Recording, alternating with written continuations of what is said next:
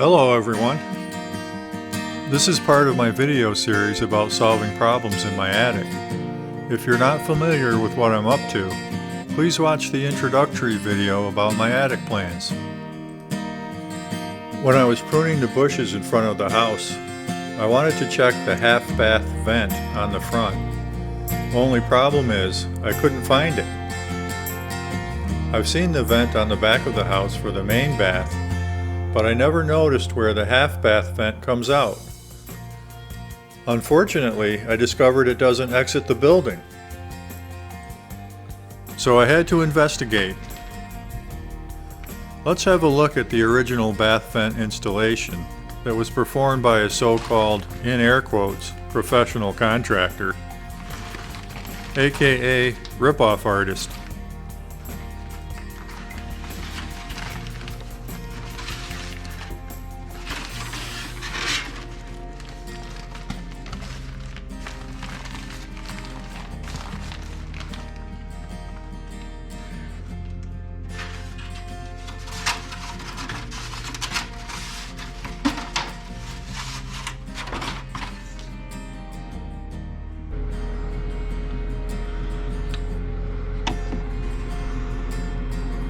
Yeah, nice.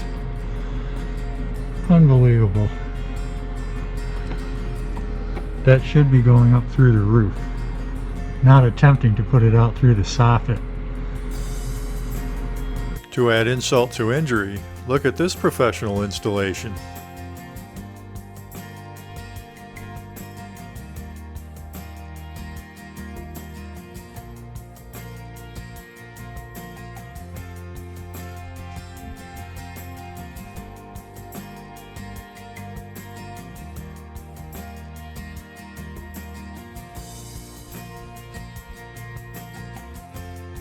This is garbage quality workmanship and shouldn't actually pass an inspection, if it ever did.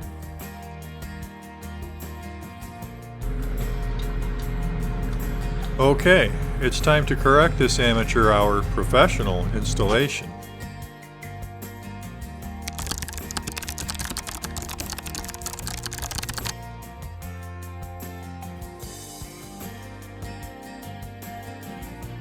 So I'm going to start with clearing some of this insulation out of my way. And there's the bathroom vent, which some bonehead piped so that it would exit out by the soffit over there, which is totally wrong and might be part of our moisture problem up here, which we do have a moisture problem. So today I'm working on installing a roof vent instead of going out through the soffit.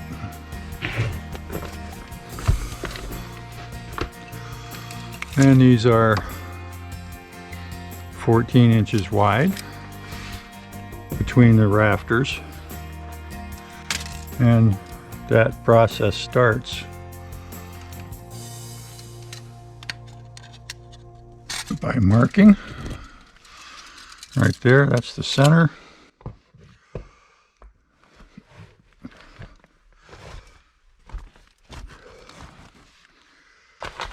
Before I puncture it with a nail, there's my mark.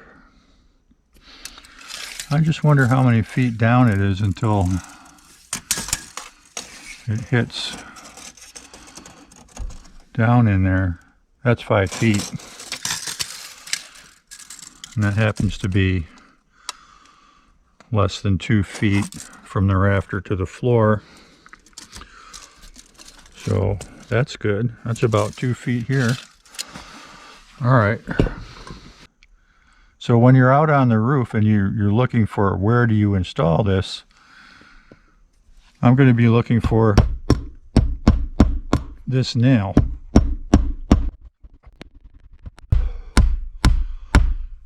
There it is. So now when I'm going out on the roof looking for it, it'll be sticking right out of the shingles. And that's where I'm going to install the vent. There's my nail right there. That's nice and high up. It's in a good position. Okay, I'm just trying to get myself settled in here.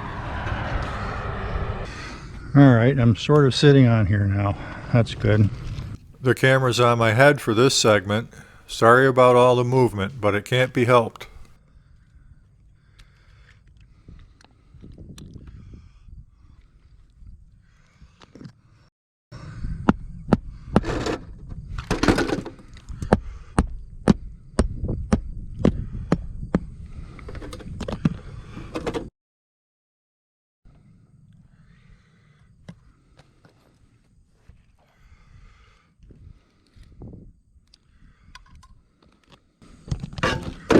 So that thing is 5 inches wide. So I'm going to go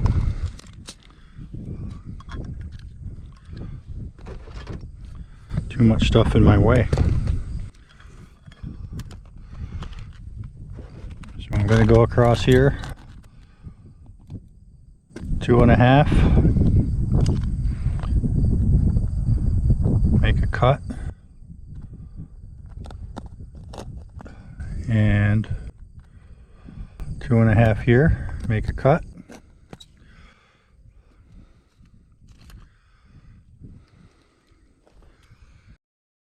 Now I need to cut this top layer of the shingles straight down as I can.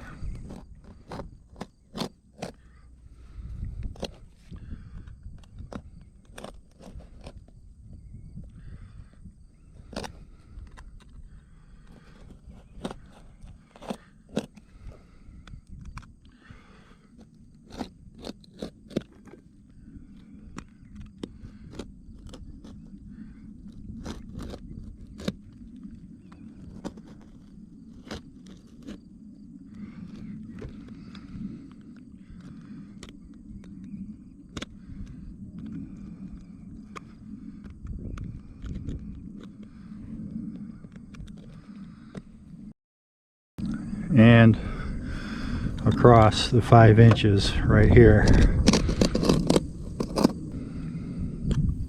I used Tom Silva's shingle cutting position rather than the half shingle height the vent instructions call out. I think this turned out to be simpler, but more difficult overall.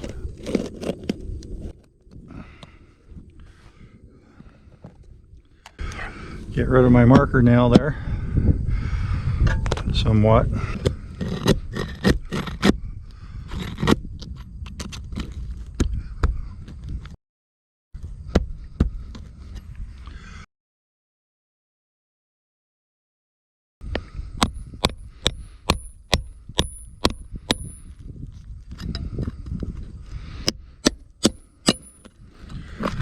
Break the seal on that.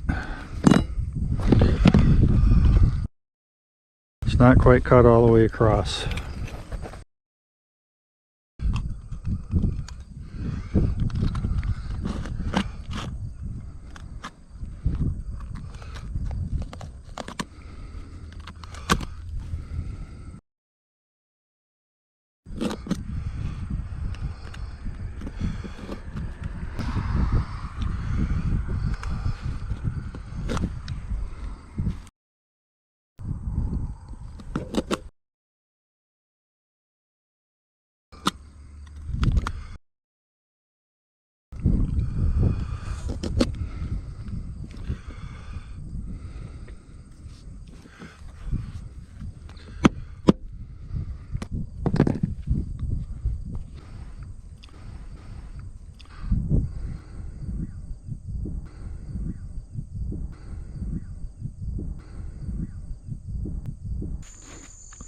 Okay, there it is.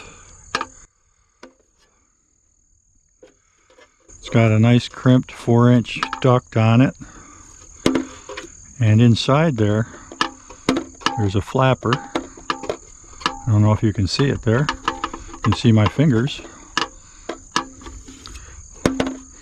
And it's got a removable plastic grate that will hopefully keep all the wildlife out. So now when I go to use the hole saw and make this hole, this edge, this side of the box, needs to butt up against those top shingles there. This flashing is going to slide up under them here.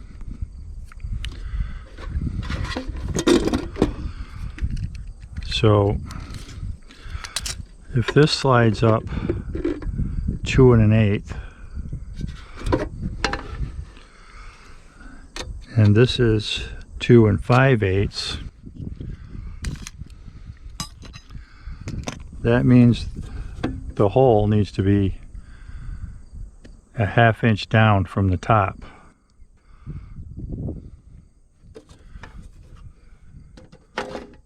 Right? It's going to be a 1/2 inch lower than this.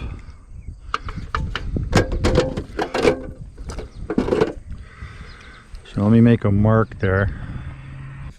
So this nail has become the center this way, but not up and down.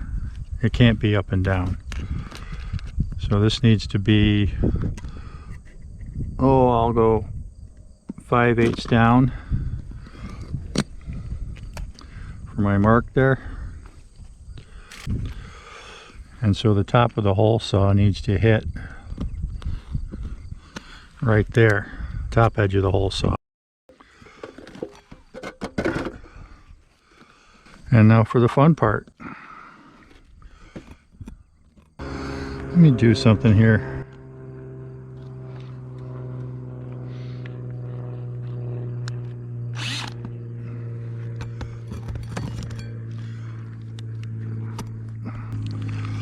Want to make sure I'm centered with the hole saw between the shingles here. And that is like almost exactly 2 1/2 inches, so that's good.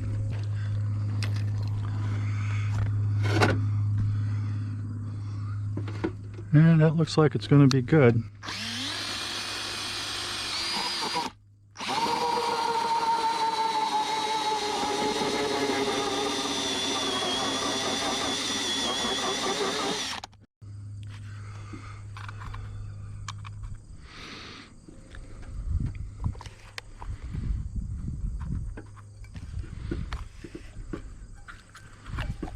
There's the first layer.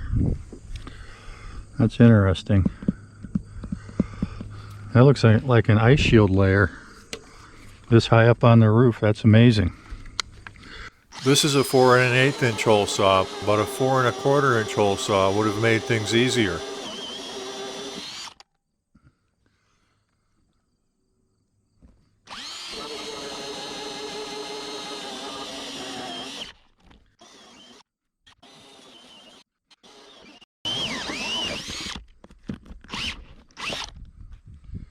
And there it is. Oh, and I got the nail right there. Convenient.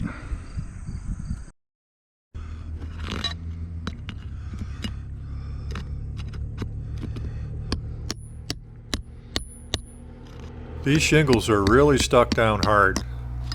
They're rated for 110 mile/hour winds.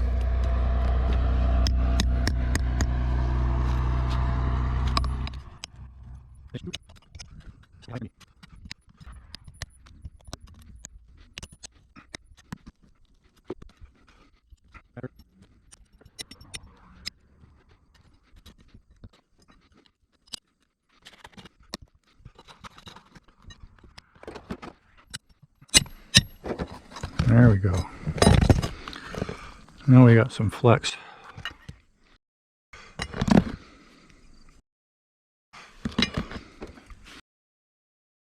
Just going to go under there.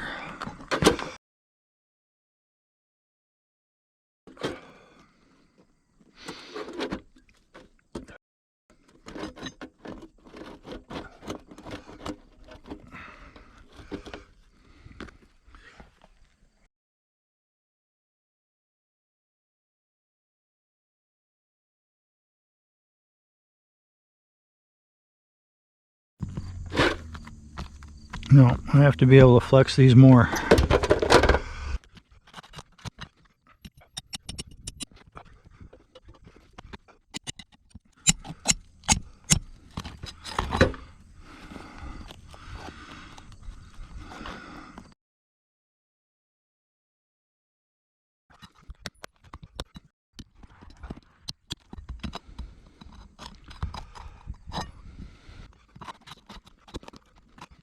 There we go.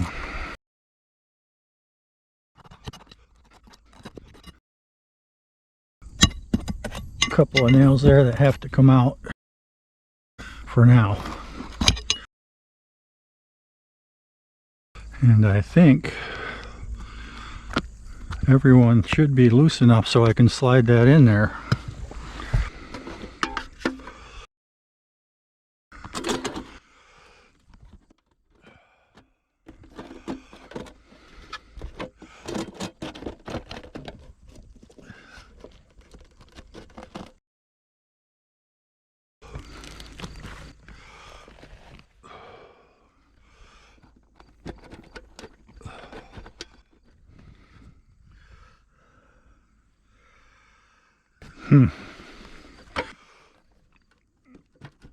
This whole thing needs to lift up higher than I'm currently able to lift it.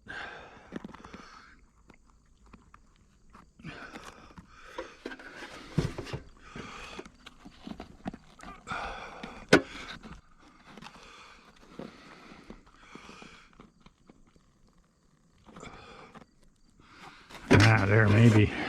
That might be better.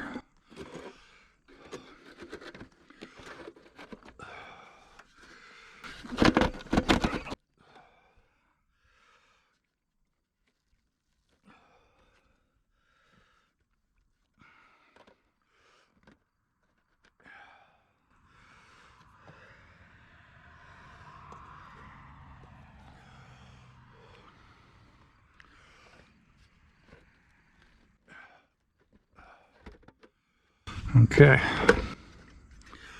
Definitely fits in there good.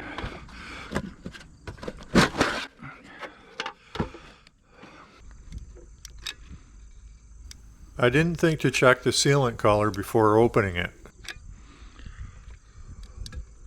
A brownish color would have been better.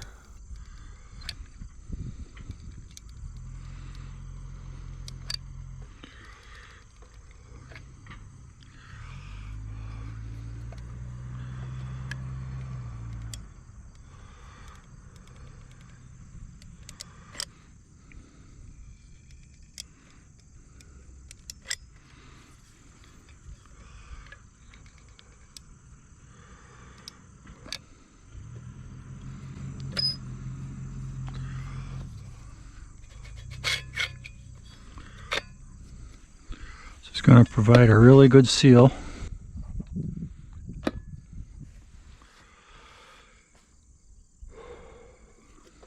And the bottom side, you leave this open in case there's any water that gets in there as a place to run out.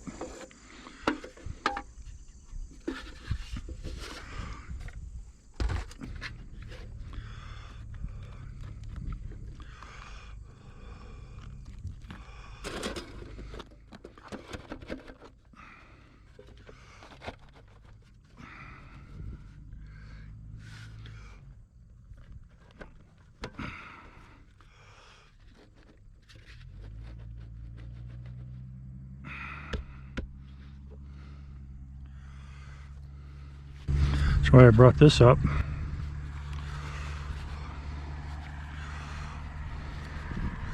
Unfortunately, I didn't notice when I bought this stuff that it's white. Just using the shingle as a guide for level, that's pretty good.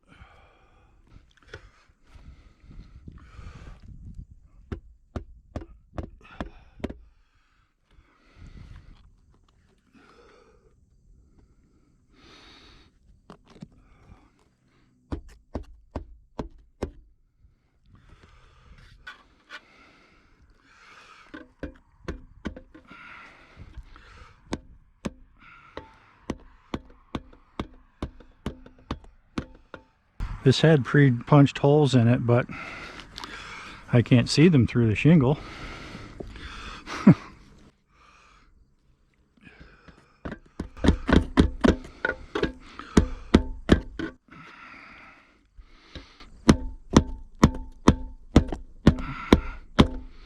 There we go.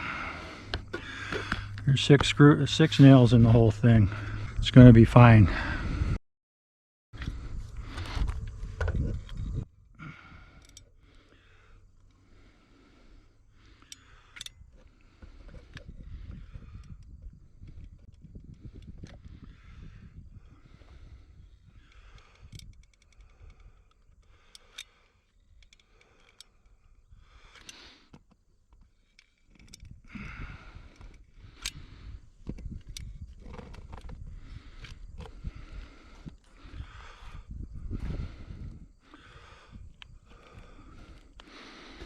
This is elastomeric roof and flashing sealant.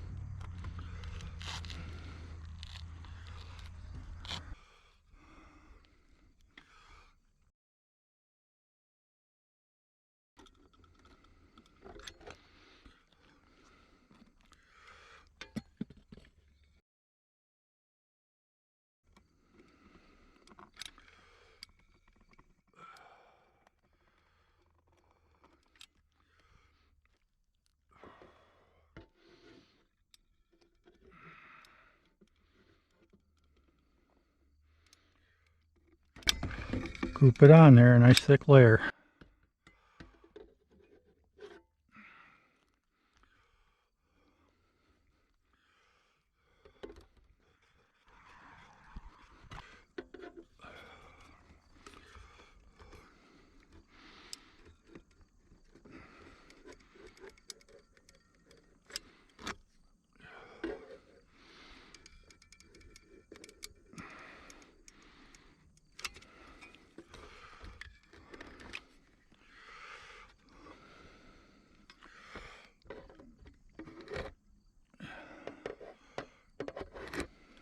I have to go get more of those paper towels and clean this up a little bit.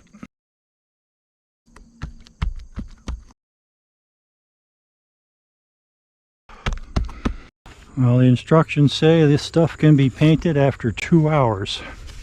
I made a mask to do some masking. A can of Rust-Oleum enamel. One brown and one black.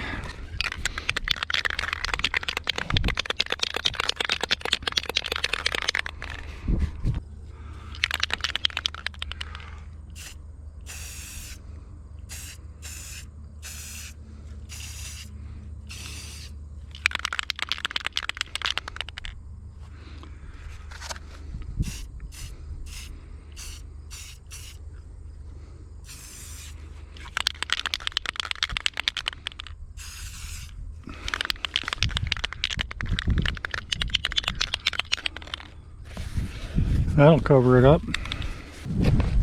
No one can see the back, but this stuff isn't supposed to get wet for 24 hours, and we might get some rain, so I'm going to give it some paint.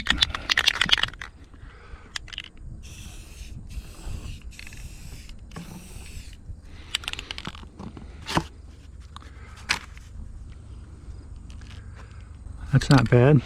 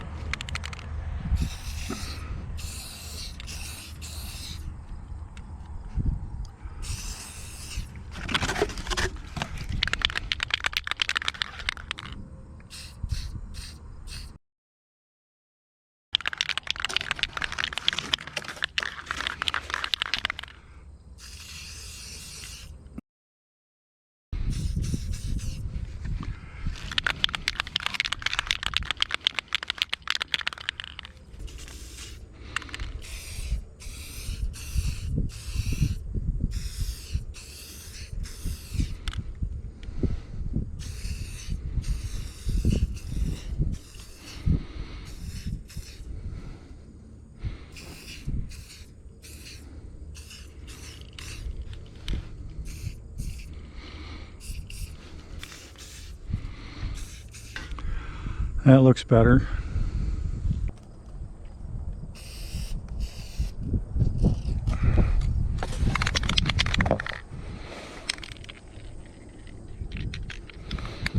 Dang, this thing's plugged.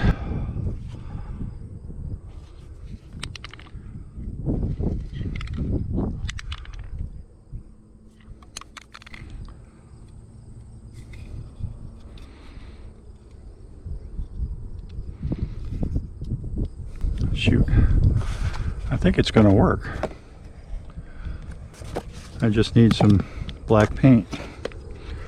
Alright, let's test this one. I got a brand new spray nozzle that's never been used off another Rust-Oleum can.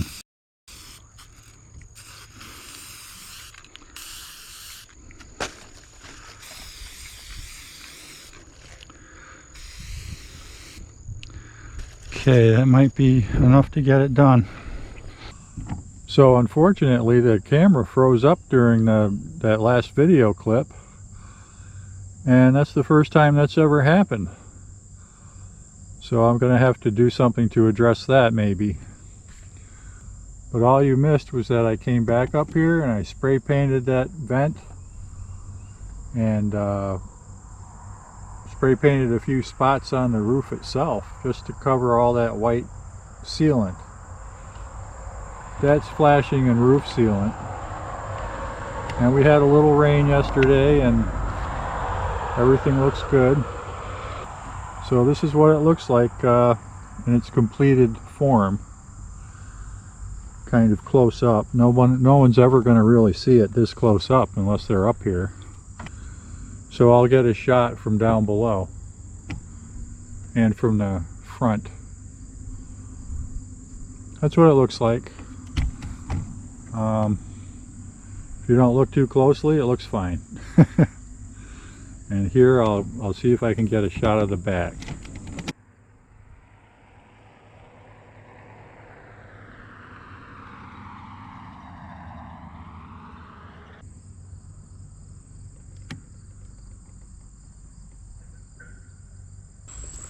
So that's what it looks like coming up the walk.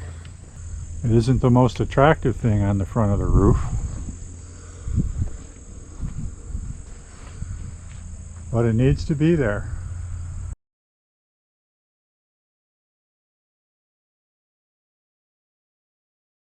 So if I paint that roof vent brown, it would probably barely show from out here by the road.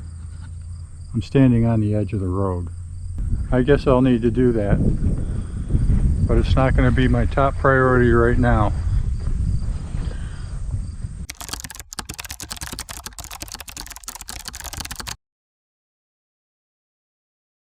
The professionals ran the bath vent duct straight to the top of the soffit area. It actually collided with the bottom of the roof deck in that rafter bay. This sets it up to dump warm, moist air right where the soffits are drawing air into the attic space.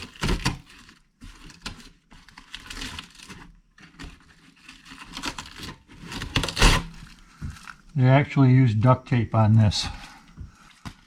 I shouldn't be surprised. Look what they did here.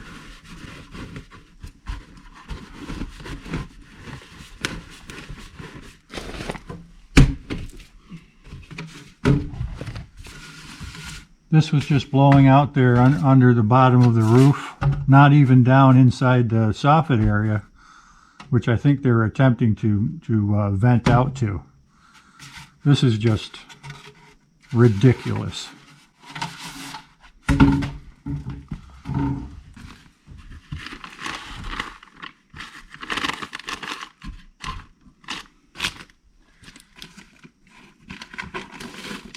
Oh, this is interesting. There's craft paper under the insulation and on top of it. As I said in my attic intro video, I'll be addressing this in due time.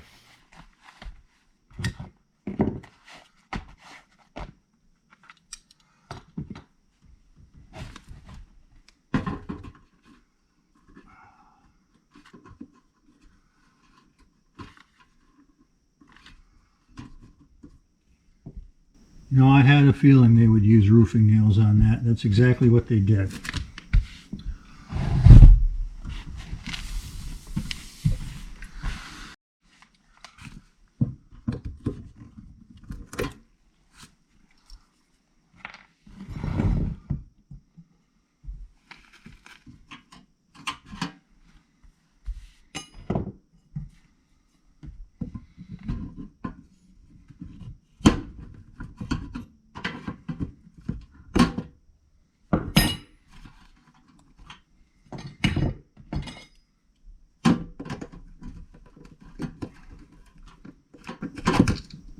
So this bathroom fan was held in with roofing nails.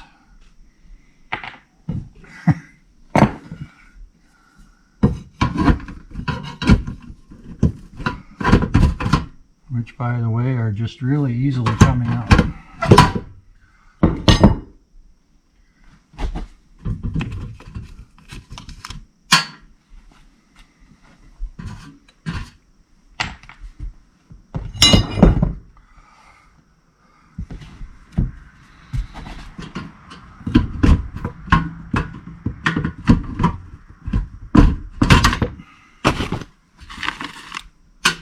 Can you say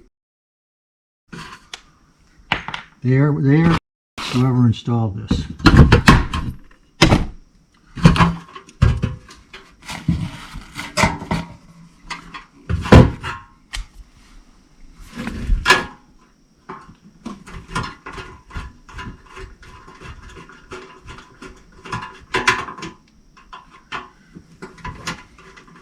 I removed the fan from this box and disconnected the wiring from inside the bathroom below.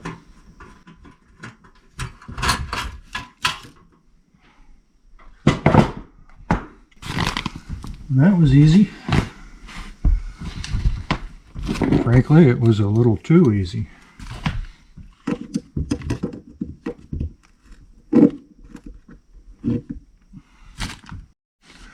So good news is that the electrical inlet here is on this side of the box, so there's plenty of wire to reach. I need to install a fan with a 4-inch duct connection. This is the new fan I'm installing. It's going to be right down in here. I have to cut the hole out bigger. This fan is bigger by over an inch compared to the other one, maybe 2 inches. No, it's over an inch. So I get to cut that hole out bigger and make everything fit, hopefully, better. Oy. I don't know. Even this bigger one isn't going to compensate for all that mess they made. That's a shame. Okay. We do the best we can with what we've got. So this is nowhere near a right angle from the joist. This is just a zigzag, and who knows what that is. Terrible work. I recut along the bottom edge of the ceiling joist. This provides a baseline for the 90-degree cuts.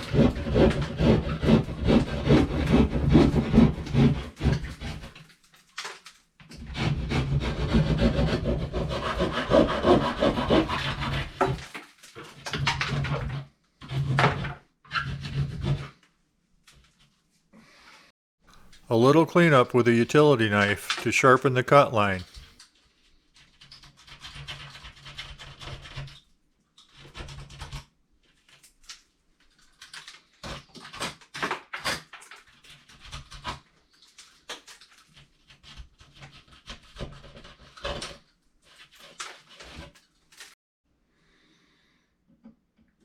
Marking for accurate 90-degree cut lines.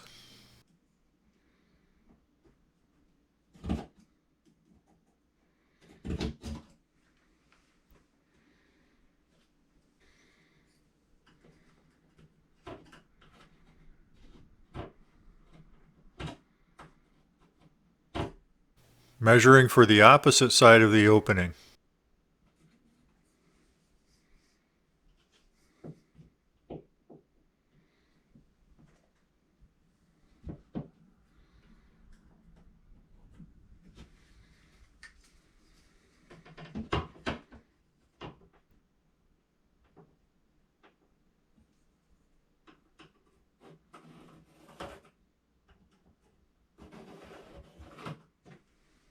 I cut the opposite side with a utility knife to make as clean of a cut as I could.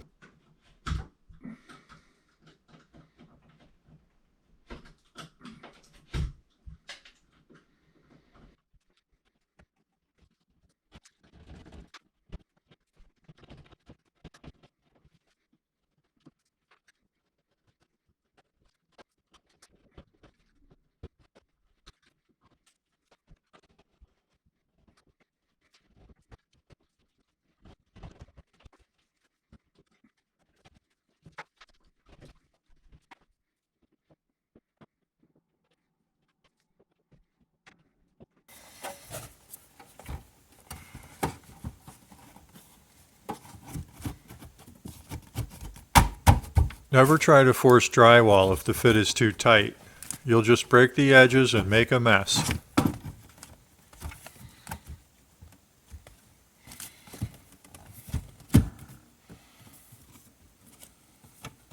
This fit needs a little fine adjustment.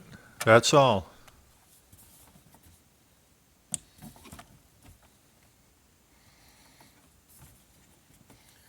Needs about a blade's width taken out before it'll fit in that hole.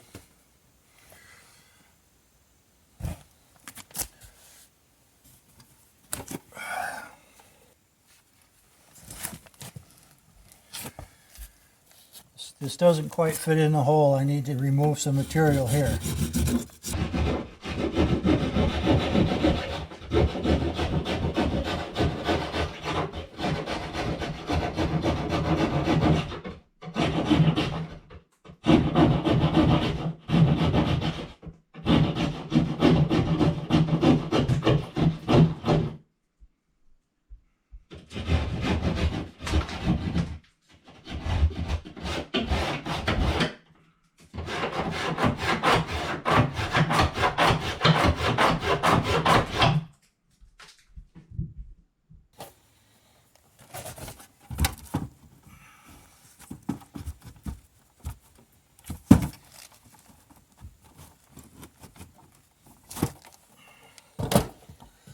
Just a little more.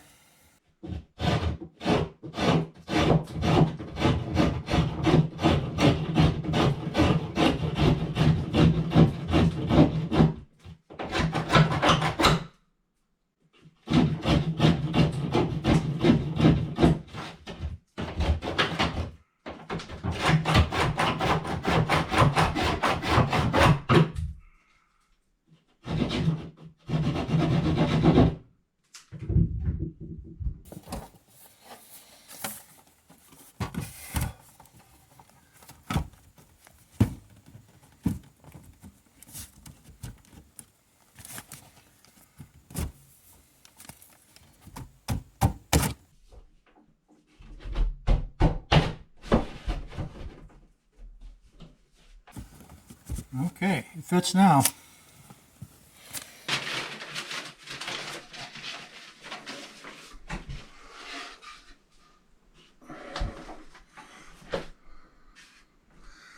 Put that piece of packing paper there just to keep the board from dirtying the ceiling.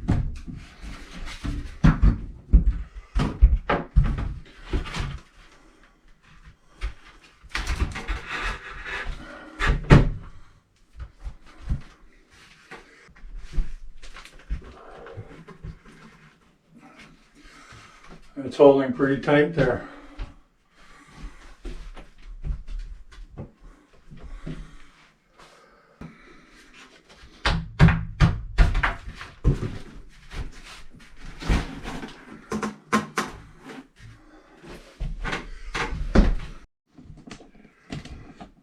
And that's what that looks like.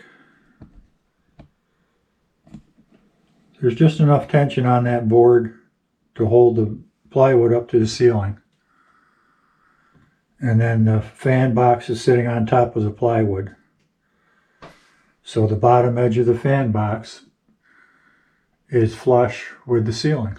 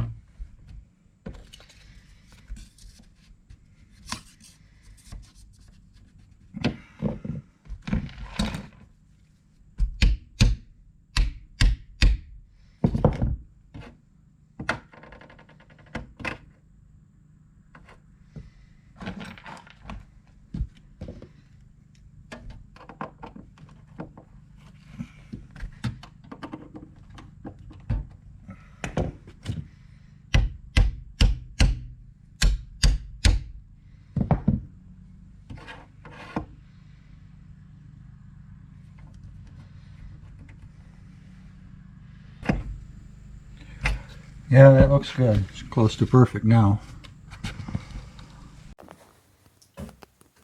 Now that box is nice and flush and level with the ceiling.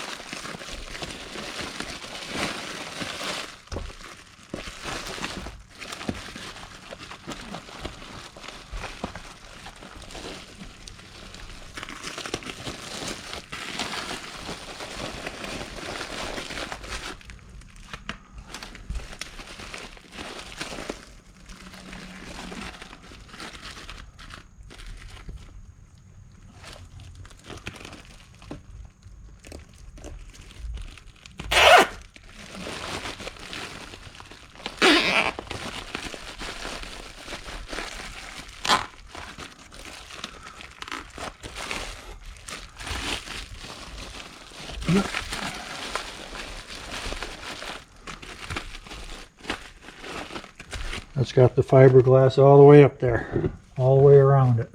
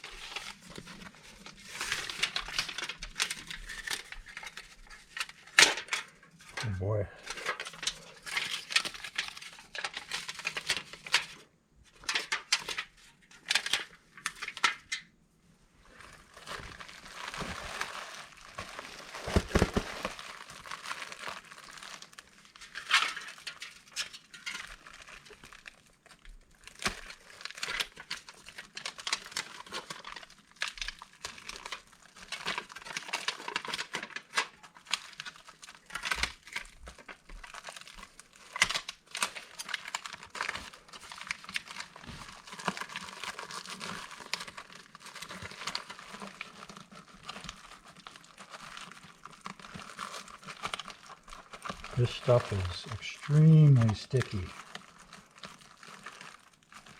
It's amazing how well it sticks.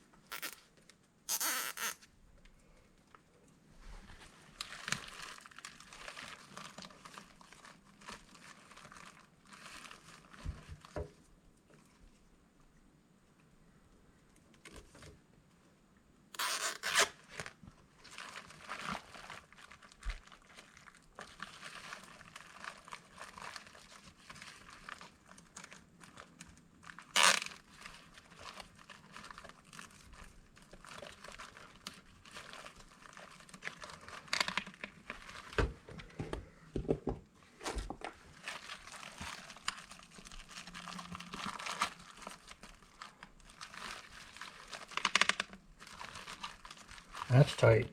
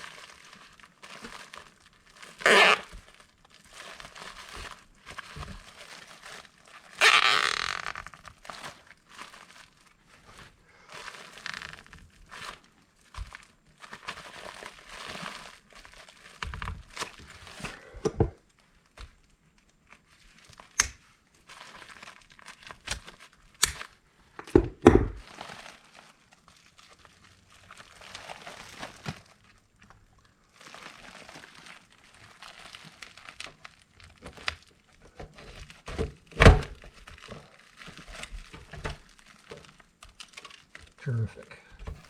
A little plastic stop broke off. Typical cheap junk. This isn't supposed to be. This is an upgraded unit. So I'll have to add extra tape to hold everything in place.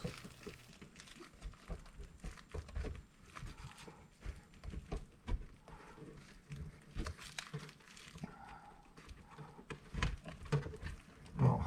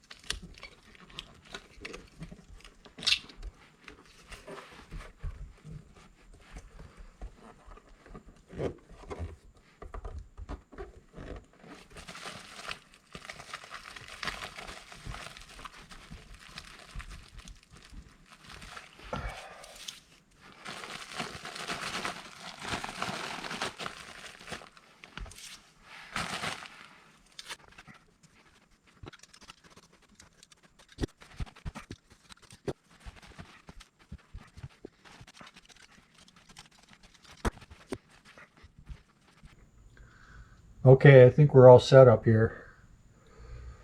That looks good. Now I need to button things up down in the bathroom.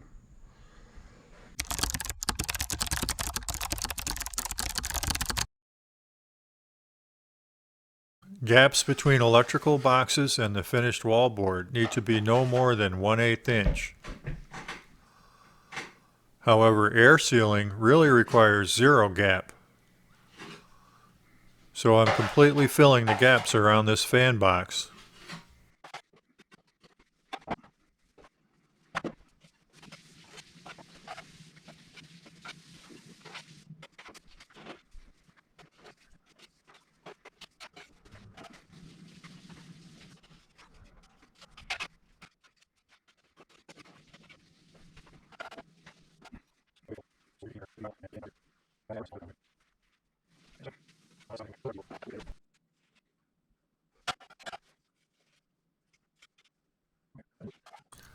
There was some staining on the ceiling, presumably caused by moisture leaking in from above.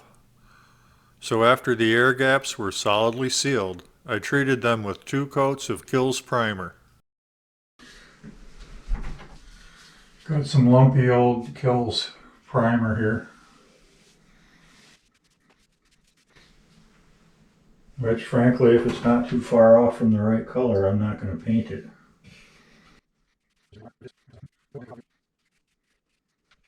After the first coat dried, I applied the second coat from a different partially used can of Kills that was in better condition. It covered a lot better than the first.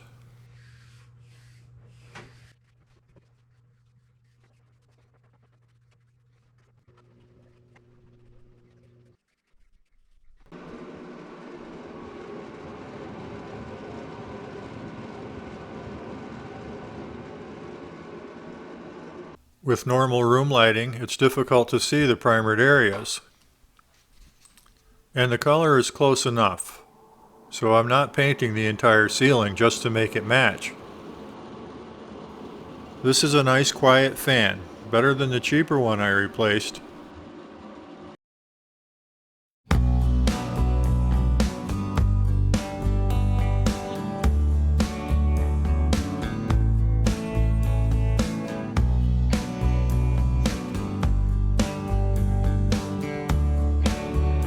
Thank you for watching.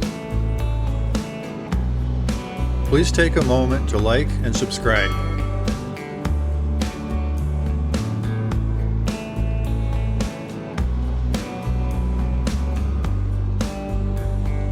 This installation provides plenty of airflow.